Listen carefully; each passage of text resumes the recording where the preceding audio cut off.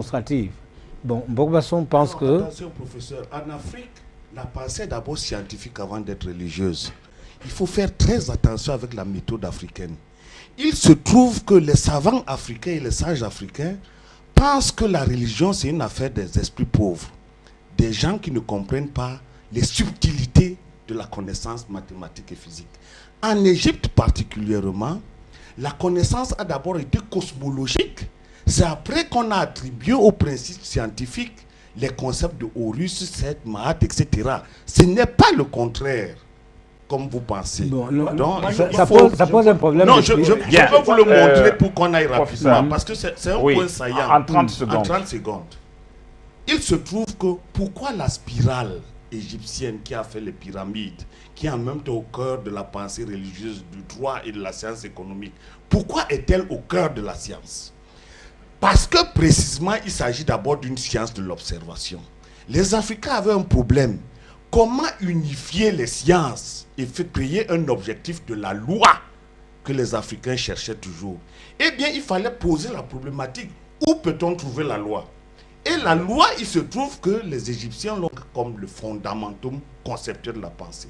Et j'en veux pour preuve que lorsque vous étudiez la philologie des termes comme Ang, Mat, etc., vous vous rendez compte que c'est à partir de ces concepts que se déploie toute la rationalité africaine. Mais comme c'est un autre débat, ça risque de nous prendre... Non, je veux seulement dire que... Et comme le disait Descartes, il y a seulement des façons d'utiliser cette rationalité. Mais on ne peut pas dire que... Les autres l'ont utilisé avec violence, professeur. Il y a un alimentaire africain et forcément il y a une mythologie africaine, une philosophie africaine. Oui, il y a une... Et je vais plus loin parce que quand vous faites la mythologie comparée, regardez les mythes africains et les légendes africaines, les contes. Eh bien, ça se termine toujours par l'optimisme, c'est pas le contexte. Ça dépend du contexte. Non, ça dépend des problèmes que les individus avaient à résoudre. Précisément, c'est pour ça qu'il faut caler les périodes de la mythologie. C'est très important ce que je dis, s'il vous plaît.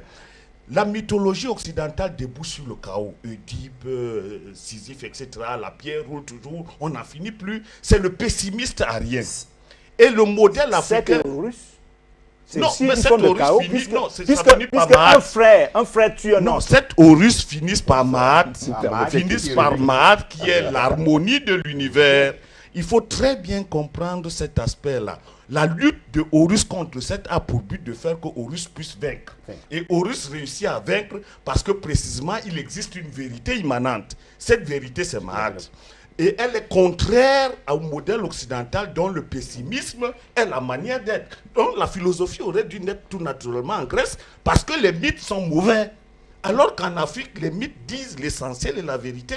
Pourquoi voulez-vous donc que la pensée africaine ressemble à cette autre pensée? Cher Anta Diop, puisqu'on parle